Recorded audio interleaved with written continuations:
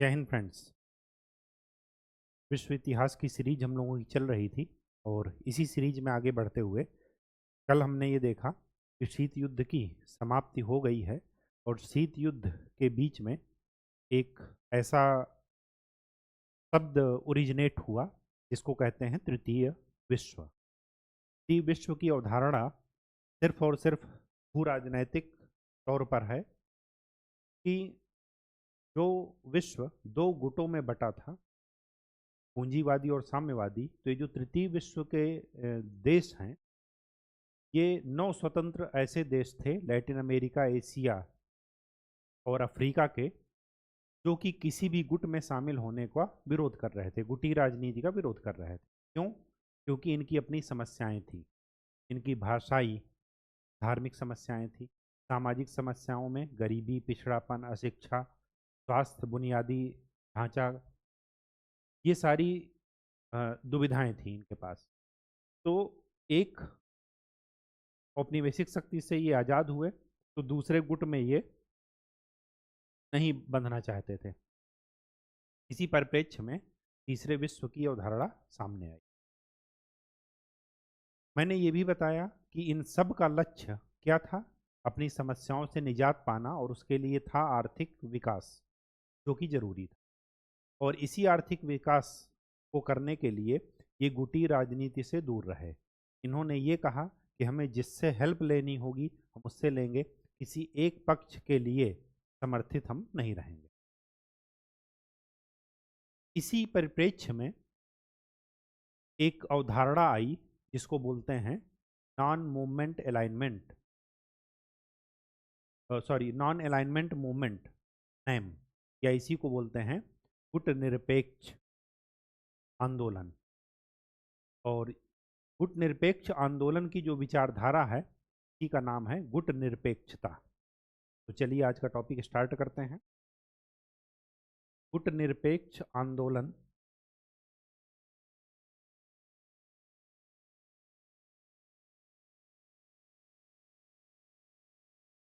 और इस आंदोलन को बढ़ाने के लिए, प्रेरित करने के लिए जिस विचारधारा का नाम दिया जाता है उसको बोलते हैं गुट निरपेक्षता।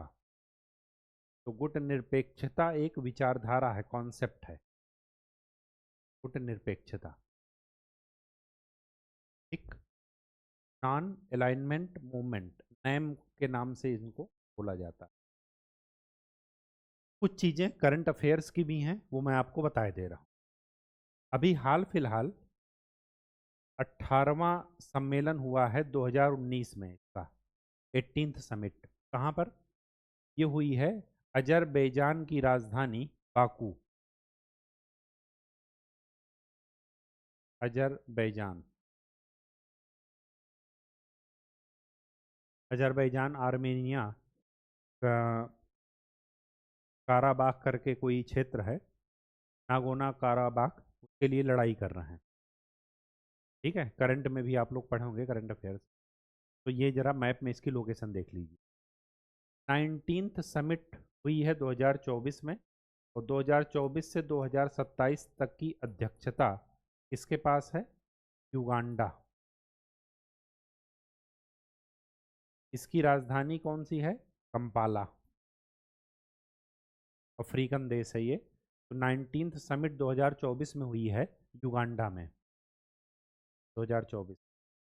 ये जरा आप ध्यान में रखिएगा। ठीक है, इस आंदोलन को प्रेरित करने वाले या इस आंदोलन के जो नेता लोग थे, वो वही देश थे जिनको हम तृतीय विश्व की संज्ञा दे रहे हैं। अफ्रीकी, लैटिन अमेरिकी और एशियाई देशों का वो समूह जो कि नव स्वतंत्र हुआ था, तुरंत तुरंत स्वतंत्र हुआ, और वो गुटी राजनीति का विरोध कर रहा है। अब देखिए, इसके नाम से ही ये बात चल रही है, गुट निरपेक्षता, मतलब गुट से अलग रहना। तो क्या ये तटस्थ रहेंगे? नहीं रहेंगे। ये मैंने कल आपको बता रखा है कि ये आपस में भी सहयोग करेंगे, और विकसित देशों से या जो भी दो महाशक्तियों से समर्थित देश हैं, चाहे वो पूंजीवादी हो चाहे साम्यवादी, उनसे भी ये सपोर्ट लेंगे। और जब विकसित और विकासशील देश आपस में सहयोग करते हैं या मदद मांगते हैं या एक दूसरे का सहयोग करते हैं तो उसको बोलते हैं, कल मैंने टर्मिनोलॉजी दी थी, उत्तर दक्षिण सहयोग, नॉर्थ साउथ कोऑपरेशन। और अगर विकासशील देश एक दूसरे विकासशील देश की आपस में ही सहायता करते हैं तो बोलते हैं साउथ साउथ कोऑपरेशन या दक्षिण दक्षिण सहयोग। ठीक है, तो गुटनिरपेक्ष, यहाँ पर आपको ये ध्यान में रखना है, सारा कॉन्सेप्ट वही है तृतीय विश्व का कि यहाँ पर लिख लीजिए, गुटनिरपेक्षता का मतलब तटस्थता नहीं है। मतलब इनको ये नहीं है कि को नृप होए हमें का हानि, ये वाला कॉन्सेप्ट नहीं है कि हमें मतलब ही नहीं है चाहे जो सिंहासन पर बैठे। इसका मतलब तटस्थता नहीं है, हम तटस्थ नहीं है, बल्कि बल्कि विश्व राजनीति में सक्रिय भागीदारी, सक्रिय भागीदारी, ये सक्रिय भागीदारी किसी गुट के साथ नहीं, किसी गुट के रूप में सम्मिलित होकर के नहीं कि हम झंडा लेकर के खड़े हैं कि हम पूंजीवादी देश हैं, हम झंडा लेकर खड़े हैं कि हम साम्यवादी देश हैं, पूंजीवाद को अपने यहाँ नहीं चलने देंगे, या पूंजीवादी हैं तो साम्यवाद को अपने यहाँ नहीं चलने देंगे। सक्रिय भागीदारी किस रूप में? स्वतंत्र आत्मनिर्णय, अपना निर्णय लेने के लिए स्वतंत्र हैं, शांतिपूर्ण सह अस्तित्व की भावना,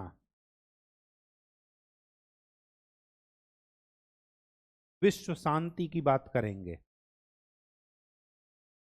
और आपको पता होगा शांति की बात वही करेगा जो सक्षम नहीं होता, सबसे पहली प्रतिक्रिया उसी की शांति की बात होती है।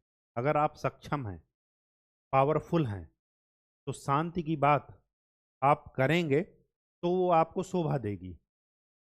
आपने रामधारी सिंह दिनकर की कविता पढ़ी होगी कि क्षमा शोभती उस भुजंग को जिसके पास गरल हो, जिसके पास विष हो, वो सर्प अगर माफ कर दे कि बिना काटे चले जाएं, तब तो उसको आप कोटि कोटि प्रणाम करेंगे। ठीक वैसे ही जो पावरफुल है और वो क्षमा करे, तब तो उसकी क्षमा की वैल्यू है, माफ करने की वैल्यू है। जिसके पास कुछ है ही नहीं, कोई पावर है ही नहीं, कोई शक्ति है ही नहीं, और वो माफ करे तो माफी की बात करेगा ही करेगा। लेकिन इसमें क्या है कि ये इनकी मजबूरी है। आप ये समझिए, अभी ये औपनिवेशिक शक्ति से आज़ाद हुए हैं तो ये एक अलग से गुटी राजनीति में नहीं फंसना चाहते, क्योंकि इनकी अपनी समस्याएं हैं।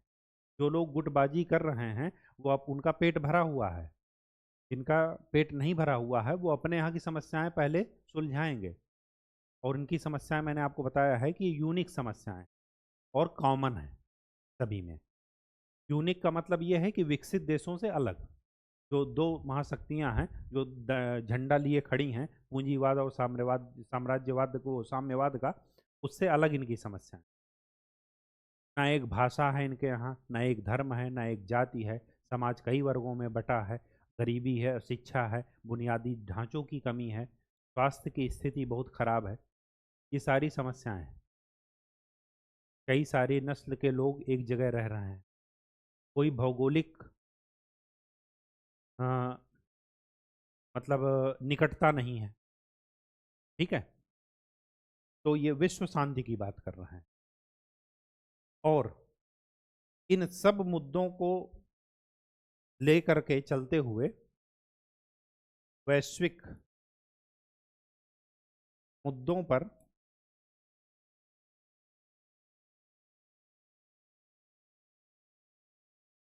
सही और गलत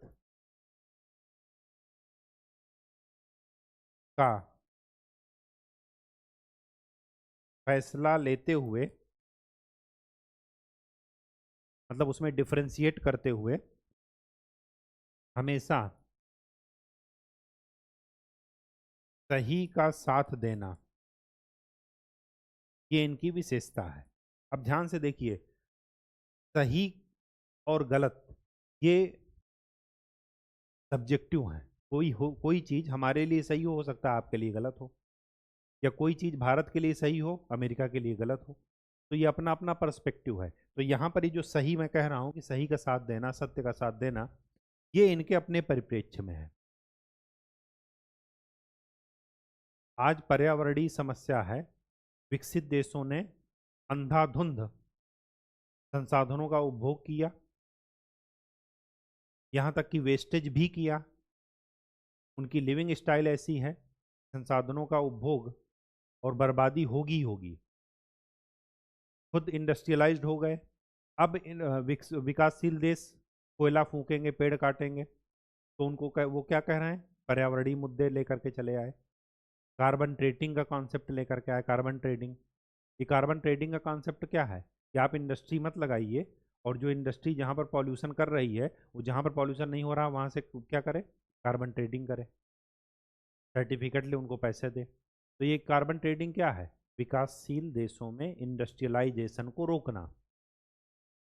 आप लार्ज पर्सपेक्टिव में देखिए, ये कॉन्सेप्ट कभी भी डेवलपिंग कंट्रीज नहीं लाएंगे। वैसे तो पर्यावरणीय समस्या वैश्विक है, किसी एक देश की नहीं है, लेकिन फिर भी आप सोचिए कि कार्बन ट्रेडिंग का कॉन्सेप्ट इनडायरेक्ट रूप से क्या बता रहा है कि क्योंकि विकसित देश इंडस्ट्रियलाइज्ड हो चुके हैं, अब जो इंडस्ट्रियलाइजेशन होगा वो हमेशा विकासशील देशों में होगा, डेवलपिंग कंट्रीज में। तो अब वहाँ पर पर्यावरणीय मुद्दे को लेकर के चले आए, कार्बन ट्रेडिंग को लेकर के आए। तो ये इनडायरेक्ट रूप से क्या बता रहे हैं कि नहीं, हम विकास कर चुके हैं और आप विकास मत कीजिए, अदरवाइज संसाधरणीय वो संधारणीय विकास नहीं हो पाएगा। सस्टेनेबल डेवलपमेंट कीजिए। सस्टेनेबल डेवलपमेंट अगर आप नहीं करेंगे तो भावी पीढ़ी को नहीं मिलेगा। तो डायरेक्ट रूप से तो सही है कि वैश्विक समस्या है, लेकिन उसका कंपनसेशन कौन देगा, कौन किसको देना चाहिए, जिसने पर्यावरण को प्रदूषित किया है। जब हमने फैक्ट्री लगाई नहीं, जब हमने इंडस्ट्रियलाइजेशन किया नहीं, तो हमारी वजह से पर्यावरण कैसे दूषित हो गया। हम है तो ये वैश्विक जिम्मेदारी, लेकिन उसका मैक्सिमम हर जाना, क्या आप कहते हैं ना, रिस्पॉन्सिबिलिटी, उत्तरदायित्व किसका है, मैक्सिमम विकसित देशों का। वो ग्रीन क्लाइमेट फंड में फंडिंग नहीं दे रहे हैं, वादा कर रहे हैं कि हम इतना फंड देंगे इतने साल में, लेकिन फिर भी उस अपने वादे से मुकर जा रहे हैं। और फिर वही गाना याद आएगा कि मिलने की कोशिश करना, वादा कभी न करना। वादा तो टूट जाता है, और हर बार टूट जाता है। ठीक है, क्योंकि फितरत ही है, उनकी गलती नहीं है। हर देश अपने इंटरेस्ट के अनुसार काम करता है। उसका अपना हित जहाँ पर सही होगा, जहाँ पर उसका हित पूरा होगा, वो डिसीजन इसी के अनुसार लेगा, चाहे वो विकसित हो चाहे विकासशील। ये सब कहने को है कि हमें लोकतंत्र की चिंता है, हमें मानवाधिकार की चिंता है, हमें विश्व में शांति की चिंता है, सब कहने को है। क्योंकि दूसरे को ये तो नहीं दिखा सकते ना कि हाँ हमें उनको मारना है, हमें अपने अपोजिशन को हराना है, हमें अपने अपोजिशन को नहीं रखना है। ठीक, चलिए, तो ये चीज़ जरा ध्यान में रखिएगा। दूसरी बात, 1955 में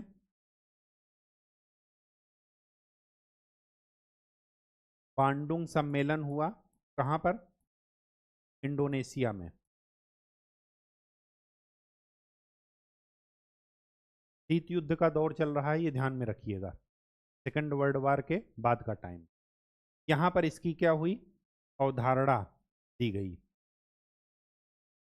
कॉन्सेप्ट दिया गया। और ये कॉन्सेप्ट साकार कब हुआ, 1961 में, हाँ, बेलग्रेड में। बेलग्रेड क्या है, सर्बिया की राजधानी। पूर्वी यूरोप में देखेंगे, पूर्वी यूरोप क्या था, साम्यवादी था। तो वहाँ पर इसकी स्थापना होती है 1961 में, गुटनिरपेक्ष आंदोलन की। आज के समय में लगभग 125 देश इसके सदस्य हैं। ठीक है, भारत भी है, इंडोनेशिया भी है। अच्छा है, तो ये तो हो गया क्या, अर्थ, इसका क्या मीनिंग है। अब जरा हमें किस सीक्वेंस में पढ़ना है वो देख लेते हैं कि गुटनिरपेक्षता आंदोलन एक तो हमने जान लिया अर्थ, अब जान लेते हैं उपलब्धियां।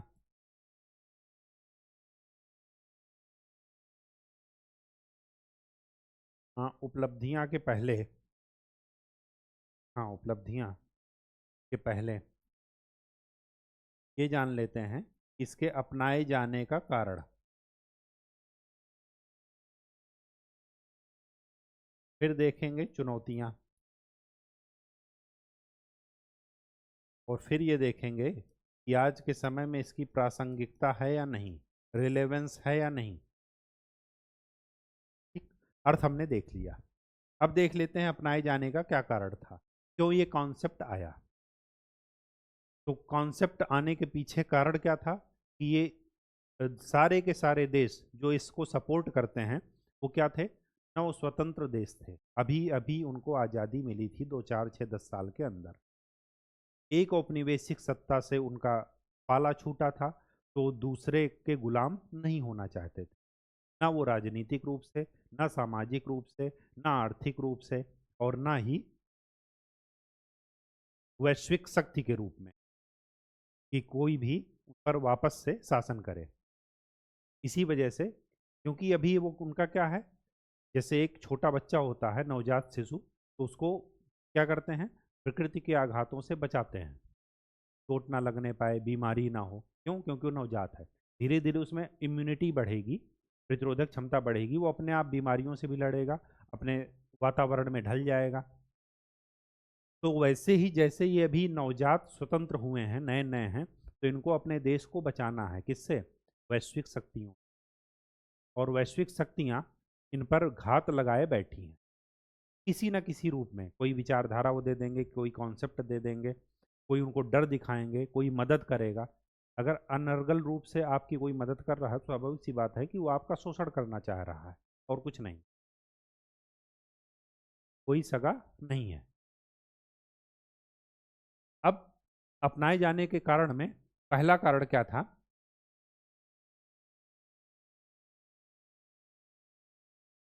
किसी भी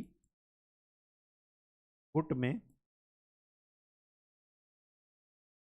शामिल नहीं होना। क्यों? क्योंकि उस समय गुट दो थे, एक पूंजीवादी और एक साम्यवादी।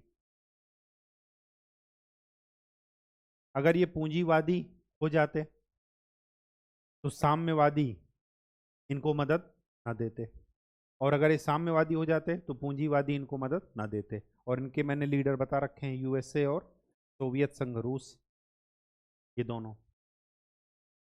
अब इनकी समस्या ये नहीं है कि हम इस गुट में शामिल हों, और इनके प्राथमिकता है ही नहीं कि हम पूंजीवादी बने, हम साम्यवादी बने। इनकी प्राथमिकता है आर्थिक विकास। क्या प्राथमिकता है? आर्थिक विकास। और इस आर्थिक विकास को करने के लिए चाहे जहां से राजनीतिक मदद लेनी पड़े, चाहे जहां से आर्थिक मदद लेनी पड़े, चाहे जहां से प्रौद्योगिक मदद लेनी पड़े, वो इनसे भी लेंगे, इनसे भी लेंगे। ये तभी पॉसिबल हो पाएगा जब वो दोनों को साथ लेकर के चलें, ना वो किसी के मित्र बने और ना किसी के शत्रु। जो चीज इनकी अच्छी है इनसे ले लिए, जो चीज इनकी अच्छी है इनसे ले। जब इनके पास जाएंगे, हाँ हाँ ठीक है हम आपके साथ हैं, जब इनके पास जाएंगे तो हाँ हाँ हम आप, और साथ किसी के नहीं है। ठीक है। और ऐसा नहीं कि इन लोगों को पता नहीं है, इन लोगों को पता है, ये भरपूर कोशिश करेंगे। आप देखिए 1947 में भारत आज़ाद हुआ, भारत पाकिस्तान दोनों एक ही साथ आज़ाद हुए। पाकिस्तान कहाँ जाकर बैठ गया? इनकी गोद में। और इन्होंने देखिए उसका क्या हाल किया। ऐसा तो है नहीं कि वहाँ पर भारत की तरह आईआईटी बनाए, उनको टेक्नोलॉजी में सक्षम किए। तो क्या किए, खूब पैसा लो, खूब कर्ज लो हमसे, और क्या करो, बम बनाओ। वो कह रहे हैं नहीं हम मदरसा खोलेंगे, अरे बिल्कुल खोलो, घर घर में मदरसा खोलो।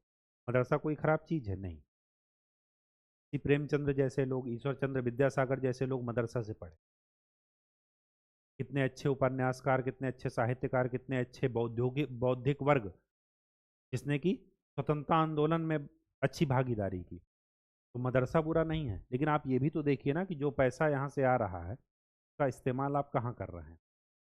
अगर शिक्षा और स्वास्थ्य में भी किए होते तो आज उस देश की रौनक अलग होती, अलग चमकता वो वैश्विक अ, मैप पर, मानचित्र पर। ठीक है, लेकिन उस पैसे का इस्तेमाल क्या किए? नहीं, हम कश्मीर को आज़ाद कराएंगे।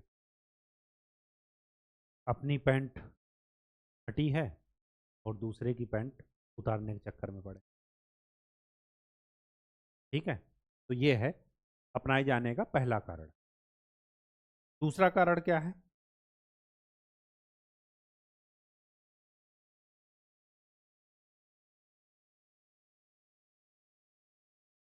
सैन्य संधियों या गुटों में ना बंधने की।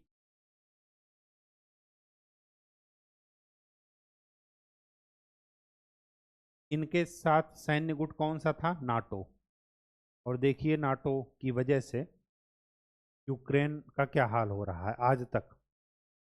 जब नाटो या पूंजीवादी शक्ति यूएसए, इनके इतने ही सगे हैं यूक्रेन के, तो उनको सदस्यता दे करके रसिया को काउंटर करना चाहिए, लेकिन वो आज तक नहीं कर रहे हैं। बर्बाद हुआ जा रहा है यूक्रेन। यूएसएसआर का कौन सा है? वारसा। अब जो भी इनके साथ होता, नाटो की सदस्यताएं देते या वो डर दिखाते कि देखो सदस्यता ले लो। अब ये क्या करते? अब ध्यान से सोचिए, अगर नाटो का भारत आज मेंबर बन जाए, एक एग्जाम्पल के तौर पर मैं कह रहा हूँ, नाटो का मेंबर बन जाए, ठीक है, तो ये भारत की धरती का इस्तेमाल क्या करेंगे? अपने नौसैनिक बेस बनाने के लिए करेंगे। भारत क्या करेगा? अब ये जो सैन्य संधि में अगर ये शामिल होंगे तो स्वाभाविक सी बात है कि अगर आप किसी ऑर्गेनाइजेशन में शामिल होते हैं तो स्वाभाविक सी बात है कि वहाँ पर जो भी खर्च आएगा उसमें कंट्रीब्यूट करेंगे ही करेंगे, क्योंकि उसका खर्च बाकी सदस्य देशों में बढ़ता है। डोनाल्ड ट्रंप क्या कह रहे हैं कि यूरोपीय देशों को नाटो से हटाओ। क्यों? क्योंकि ये खर्च नहीं दे रहे हैं। बार बार डोनाल्ड ट्रंप कह रहे हैं। देखिए, अब वो सत्ता में आने के लिए कह रहे हैं या उसके बाद क्या करेंगे वो बाद की कहानी है। लेकिन अगर किसी ये जो अभी इनके पास खुद आर्थिक विकास नहीं है, इनके पास खुद पैसा नहीं है, ये खुद अभी भिखमंगे की कैटेगरी में है। कौन? जो ये तृतीय विश्व के देश हैं। और अगर ये इस संधियों में शामिल हो गए तो कहीं ना कहीं से तो कंप्रोमाइज करेंगे ना, या तो किसी से कर्ज लेकर के खर्चा देते, या अपने पैसे का इस्तेमाल आर्थिक विकास ना करके इन्हीं सैन्य गतिविधियों में शस्त्रीकरण पर जोर देते। शीत युद्ध का समय चल रहा है, शीत युद्ध में क्या था? शस्त्रों की होड़ थी। क्यों? क्योंकि भय का माहौल था। युद्ध नहीं हो रहा था लेकिन युद्ध की पूरी तैयारी थी। तो इसी वजह से क्या किए कि इन सैन्य संधियों से दूर थे। अगर ये इसमें शामिल होते तो ये अपना आर्थिक विकास ना करके शस्त्रीकरण पर जोर देते, जिससे कि क्या होता? आर्थिक विकास कंप्रोमाइज होता। ठीक है, चलिए गाजा में देखिए, जो मदद मिलती थी उन्होंने क्या किया? हमास का यूज करता था। ना अच्छी शिक्षा दी, ना जो है स्कूल कॉलेज बनाए, ना स्वास्थ्य पर ध्यान दिया। और आज देखिए जो गिने चुने अस्पताल हैं उस पर अटैक हो रहा है, पर लोग शरण ले रहे हैं। हमास के आतंकवादी भी उसी पर शरण ले रहे हैं। ये सब क्या है? अरे जब पैसा मिला है, मालिक ने दिमाग दिया है, मालिक ने अगर मदद की है तो उसका इस्तेमाल सही जगह कीजिए। ठीक। थर्ड, राष्ट्रवाद एवं स्वतंत्र विदेश नीति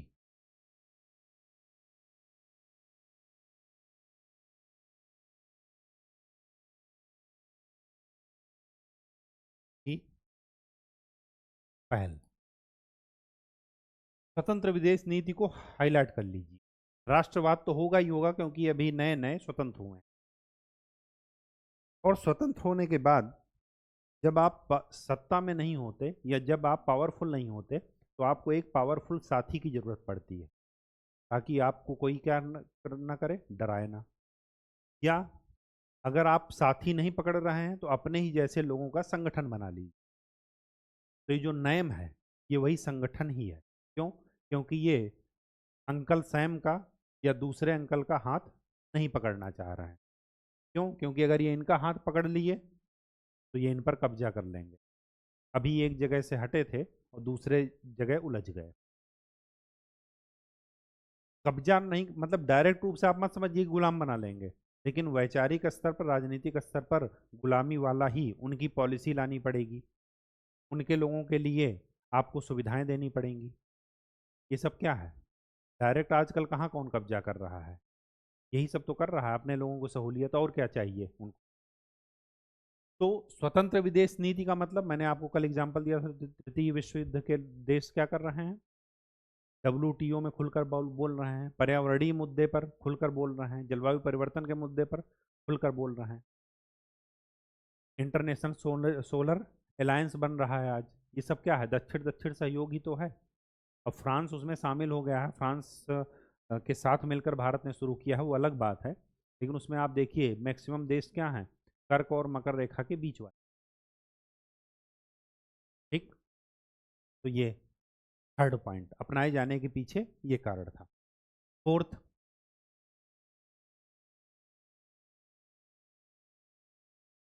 आर्थिक विकास। ये मुख्य मुद्दा था इनका। इनका मुद्दा था ही नहीं कि हम इस गुट में शामिल हों, दूसरा और या दूसरे गुट में शामिल हों। हम, इनका मुद्दा क्या था? केवल और केवल इकोनॉमिक डेवलपमेंट करना, जिससे कि हमारी समस्याएं, जो इनकी कॉमन समस्याएं थी, वो क्या हो सके, उनसे निजात मिल सके, छुटकारा मिल सके। और फिफ्थ पॉइंट, इसने कहीं ना कहीं वैश्विक शांति को बढ़ावा दिया। वैश्विक शांति के लिए जरूरी था ये।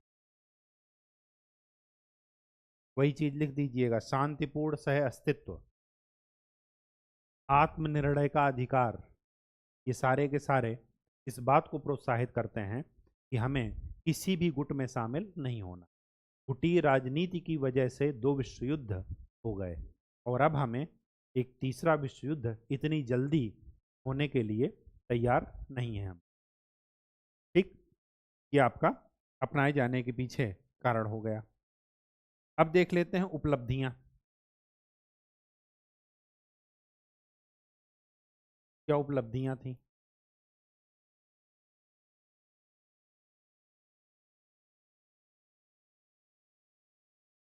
सबसे पहली उपलब्धि ये थी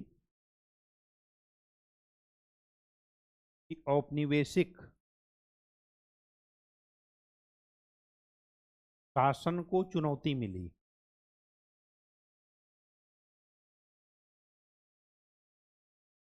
औपनिवेशिक शासन को चुनौती मिली, और इसका असर क्या हुआ? कई देश स्वतंत्र हुए।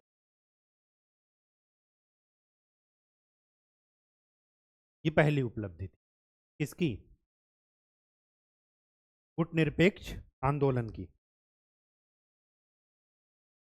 ठीक। दूसरी उपलब्धि, अफ्रीका को, अफ्रीका से रंग भेद की समाप्ति।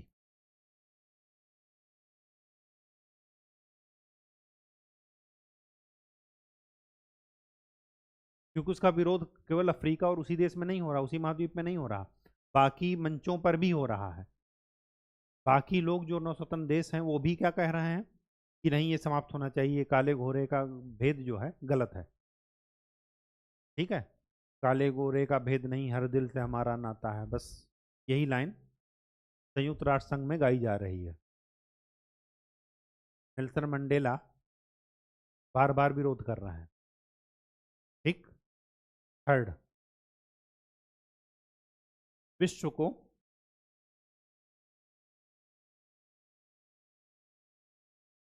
गुटबंदी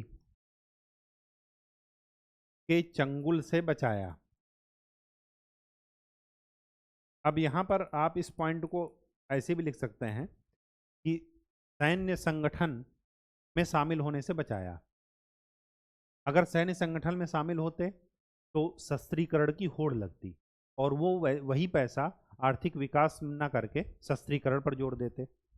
और शस्त्रीकरण कभी भी विश्व शांति की बात नहीं करता। ठीक। चौथी बात, उत्तर दक्षिण सहयोग शुरू हुआ, इसी में लिख लीजिएगा, दक्षिण दक्षिण सहयोग भी शुरू हुआ। ये इसकी क्या थी, उपलब्धियां थी। एक उपलब्धि और है, वो है परमाणु भय मुक्त विश्व के लिए प्रयास। अब ध्यान से देखिए, कुछ चीजें आपको कॉन्ट्राडिक्शन लगेंगी। अगर भारत, नेहरू जी नेता थे इसके, नेहरू हुए, और इंडोनेशिया के राष्ट्रपति, ये सब क्या थे, नेता थे। अब देखिए, परमाणु भय मुक्त विश्व के लिए प्रयास कर रहे हैं और साथ में क्या कर रहे हैं, न्यूक्लियर टेस्ट कर रहे हैं। भारत की बात मैं बता रहा हूं। लेकिन भारत जैसा जिम्मेदार राष्ट्र आपको विश्व में कहीं देखने को नहीं मिला, और ये आप शुक्रगुजार हैं कि आप यहाँ पर हैं। अगर थोड़ा सा भी दाएं बाएं हो जाते, जन्म पाकिस्तान, अफगानिस्तान, म्यांमार, इन जगहों पर हो जाता, तो देख रहे हैं वहाँ की हालत।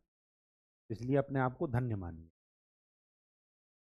परमाणु बम बना रहे हैं तो उसका टाइटल क्या दे रहे हैं, स्माइलिंग बुद्धा, ऑपरेशन शक्ति, कि हमारा परमाणु बम, और पहला ऐसा राष्ट्र जिसने परमाणु बम जब बनाया उसके बाद उसकी एक नीति घोषित की, परमाणु नीति, और उसमें कहा गया कि जिस देश के पास परमाणु बम नहीं है, हम उस पर इस परमाणु बम का इस्तेमाल नहीं करेंगे। ये बिल्कुल स्टेटमेंट है, लिखा हुआ है। दूसरी बात, हम पहले परमाणु बम का इस्तेमाल नहीं करेंगे। देखिए पाकिस्तान के साथ कितना तनाव है, बांग्लादेश के साथ कितना तनाव है, लेकिन क्या हम परमाणु बम की उनको धमकी दे रहे हैं? बल्कि वो कई बार कह रहे हैं कि हमने परमाणु बम दिवाली के लिए नहीं रख रखे। लेकिन क्या यहाँ से कभी उकसाने वाला बयान गया, या कभी, जनता की बात अलग है कि हमारा आपका ओपिनियन अलग हो सकता है, लेकिन एक जिम्मेदार राष्ट्र होने के नाते, जिम्मेदार राष्ट्र प्रमुख होने के नाते, इंडिया की तरफ से कभी ये स्टेटमेंट नहीं गया कि परमाणु बम इन पर गिरा दीजिए। यही कारण है कि भारत आज भी परमाणु अप्रसार संधि एनपीटी पर आज तक साइन नहीं किया। क्यों? क्योंकि उसमें यही लिखा है कि जो P5 देश हैं उनको छोड़कर बाकी कोई जो भी इसमें साइन करेगा वो परमाणु बम नहीं बनाए। भारत ने कहा, ये बताओ कि जो 5 हैं ये आप लोग क्यों रखे हो, आप भी जो है वो क्या कर दीजिए, अपना डिस्ट्रॉय कर दीजिए। संयुक्त राष्ट्र संघ में जो 5 स्थायी सदस्य हैं, वो स्थायी सदस्यता क्यों है? उस समय वो विजयी थे, चीन को छोड़ करके। सेकंड वर्ल्ड वार में जो विजयी राष्ट्र थे उन्हीं को वहां पर सदस्यता, स्थायी सदस्यता दी गई। उस समय का पावर इक्वेशन अलग था, शक्ति का संतुलन समीकरण अलग था। आज जापान, साउथ कोरिया, भारत, ये सब बाहर हैं, स्थायी सदस्य नहीं है वो। जापान किस मामले में पीछे है? जर्मनी का दोष केवल इतना है कि वो सेकंड वर्ल्ड वार हार गया। जापान का दोष इतना है, सेकंड वर्ल्ड वार हार गए। नई टेक्नोलॉजी के क्षेत्र में देख लीजिए उनको। जापान के यहाँ युद्ध में सैनिक नहीं लड़ते, कह रहे हम 24 घंटे में इतने रोबोट तैयार कर देंगे कि हमारी तरफ से रोबोट लड़ेंगे। ये टेक्नोलॉजी है उनकी, फिर भी उनको आप स्थायी सदस्यता से बाहर रख। तो ये सब क्या है? कहीं ना कहीं तो डिस्क्रिमिनेशन है ना। तो इस डिस्क्रिमिनेशन के खिलाफ, इस असंतोष के खिलाफ, इस भेदभाव के खिलाफ क्या करना है? एक मंच पर होकर के एक साथ आवाज लगानी है, एक साथ उसका क्या करना है, विरोध करना है। ये सब क्या होगा? तृतीय विश्व युद्ध का, तृतीय विश्व के देशों की पहचान होगी। ठीक है, तो ये क्या है, उपलब्धियां। अब देख लेते हैं चुनौतियां। नवीन चुनौतियां, क्या क्या चुनौतियां आ गई? विश्व शांति की बात कर रहे हैं, शांतिपूर्ण सहअस्तित्व की बात कर रहे हैं, और फिर भी चुनौती आ गई। क्या चुनौती आ गई? पहली चुनौती ये है, परमाणु ऊर्जा के शांतिपूर्ण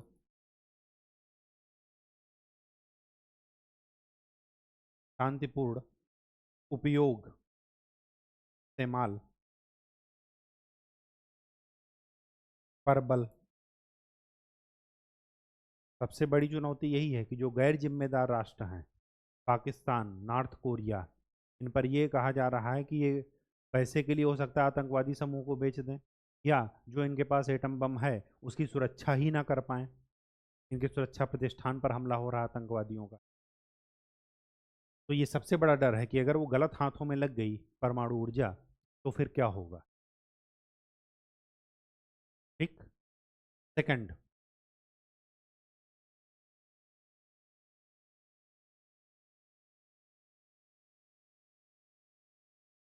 नव उपनिवेशवाद। नव उपनिवेशवाद क्या है? पहले क्या होता था कि अगर इंग्लैंड को अपना हित पूरा करना था, अपना इंटरेस्ट पूरा करना था, तो वो भारत पर क्या करता था, व्यापारी बनकर आए थे और कब्जा कर लिए थे, मतलब प्रत्यक्ष कंट्रोल। अब क्या कर रहे हैं, प्रत्यक्ष कंट्रोल नहीं कर रहे हैं। नवोपनिवेशवाद क्या है कि वहां पर डायरेक्ट कंट्रोल नहीं करना, वहां पर पॉलिटिकल सिस्टम ऐसा बना दीजिए कि अपने हितों को पूर्ति करने वाली सरकार वहां पर बैठा दीजिए, वो ऐसे डिसीजन लेगी कि अपने हितों की, अपने इंटरेस्ट की पूर्ति। ये सब क्या है, नव उपनिवेश। वहाँ की इंडस्ट्री बिल्कुल ख़त्म कर दीजिए, पैसा ना दीजिए, और यहाँ से वो, मतलब रॉ मटेरियल वहाँ से लीजिए और फिनिश प्रोडक्ट विकसित देश, विकासशील देशों को बेचें। तो ये क्या है, नवोपनिवेशवाद ही तो है, क्योंकि विकासशील देशों के पास टेक्नोलॉजी नहीं है उतना। अगर वो टेक्नोलॉजी में उन्नत होते तो आज विकसित होते, नहीं है वो। तो नवोपनिवेशवाद का क्या मतलब है कि आप डायरेक्ट अपने हितों की पूर्ति करने के लिए डायरेक्ट उस क्षेत्र पर, उस देश पर कब्जा मत कीजिए, वहाँ पर ऐसा पॉलिटिकल सिस्टम या वहाँ पर कुछ ऐसी पॉलिसी अपने लोगों से बनवा दीजिए। देखिए ना आज क्यों जो है रसिया, अमेरिका, चीन, सब जगह ये हो रहा है कि यूएस के प्रेसिडेंट का चुनाव में जो है रसिया जो है वो कर रहा है, दखल दे रहा है, चीन दखल दे रहा है। अब हर कोई अन्य देशों में अपनी समर्थित सरकार बैठाना चाहिए, चाहे वो अमेरिका की बात हो, चाहे रसिया की बात हो, चाहे चीन की बात हो, चाहे भारत की बात हो। भारत कभी नहीं चाहेगा कि उसके विरोधी दल नेपाल में बैठें, उसके विरोधी दल बांग्लादेश में बैठें, उसके विरोधी दल पाकिस्तान में बैठें या श्रीलंका में बैठें, या भारत के विरोधी या के सपोर्टर वहाँ पर बैठें। कभी नहीं चाहेगा।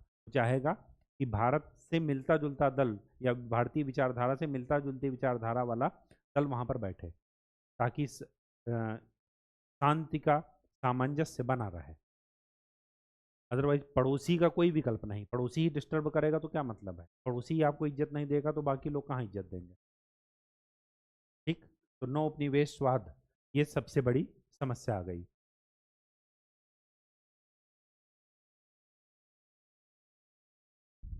तीसरी बात, आतंकवाद।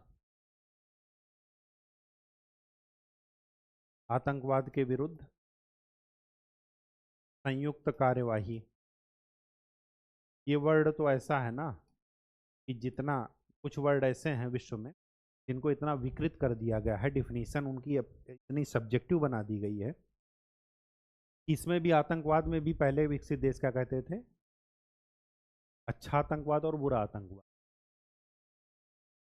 अमेरिका, भारत कितना भी चिल्ला रहा था संयुक्त राष्ट्र संघ में कि आतंकवाद आतंकवाद, तो अमेरिका क्या कहता था कि आतंकवाद नहीं, ये जो आप कश्मीर में ज्यादती कर रहे हैं, मानवाधिकार का उल्लंघन कर रहे हैं, कश्मीरियों की आवाज़ को दबा रहे हैं, ये उसके विरुद्ध प्रतिक्रिया है। और जब ट्विन टावर पर अटैक हुआ तो वो चिल्ला रहे हैं, हे बाप, क्या हो गया, आतंकवाद हो गया, आतंकवाद है ये, आतंकवाद को मारो। भारत ने क्या कहा कि वही तो हम 10 साल पहले से कह रहे हैं आपको, विमान हाईजैक हो गया भारत का, बताइए। तो इस वर्ड की डिफिनीशन इतनी सब्जेक्टिव कर दिए हैं कि मतलब बहुत विकृत कर दिए, कहने का ये मतलब। जबकि सिंपल सी डिफिनीशन है कि आतंक के बल पर लोगों को डरा धमका करके, हथियारों का प्रयोग करके अपनी बात मनवाना, वो आतंकवाद है। सामाजिक समरसता को खत्म करना, वो आतंकवाद है। तो ये जो नया कॉन्सेप्ट है, ये विश्व शांति में सबसे बड़ा बाधक है। ये भी इसकी नई चुनौतियों में आएगा।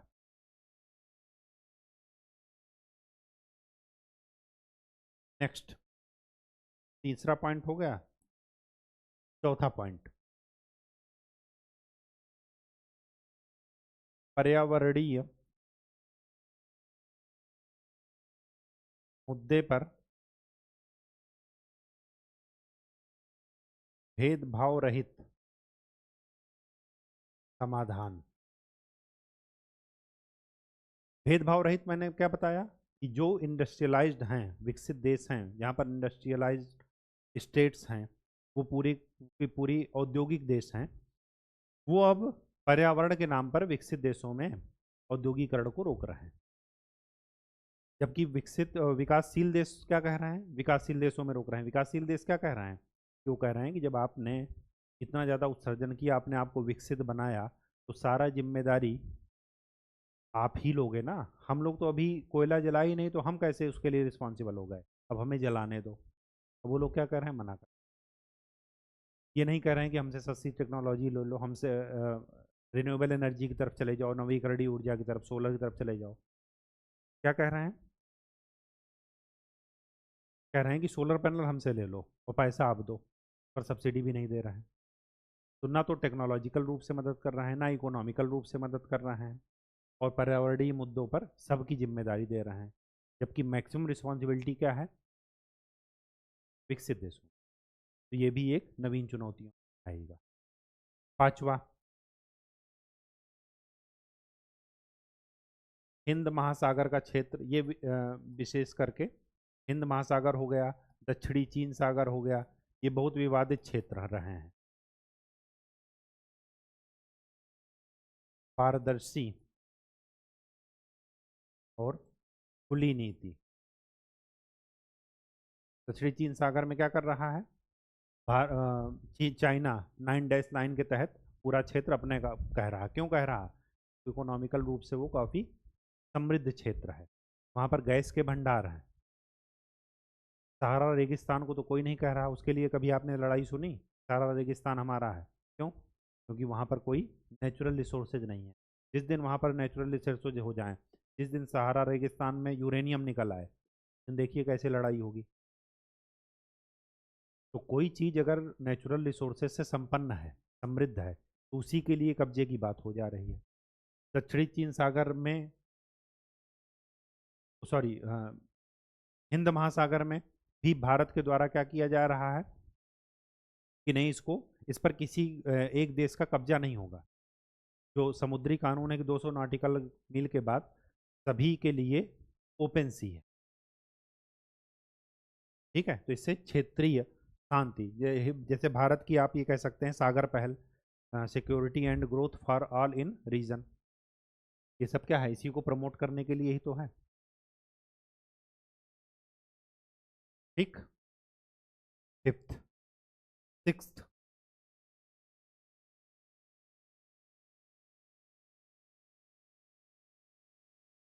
यूएनओ की संरचना का पुनर्गठन। मैंने आपको क्या बताया कि जो P5 मेंबर हैं, परमानेंट 5 स्थायी सदस्य, उस समय का समीकरण के हिसाब से, उस समय के शक्ति संतुलन के हिसाब से उनको स्थायी सदस्यता मिलनी चाहिए थी। क्योंकि अगर पावर सबके हाथ में दे दी जाए घर में, तो हर कोई अपना डिसीजन स्वतंत्र लेगा, और फिर वो घर घर ना रह करके टूट जाए अलग अलग टुकड़ों में। तो ठीक वैसे ही उस समय का रिक्वायरमेंट ये था कि ये जो पावरफुल देश हैं उनको स्थायी सदस्यता मिल करके और वो यूएनओ पर कंट्रोल।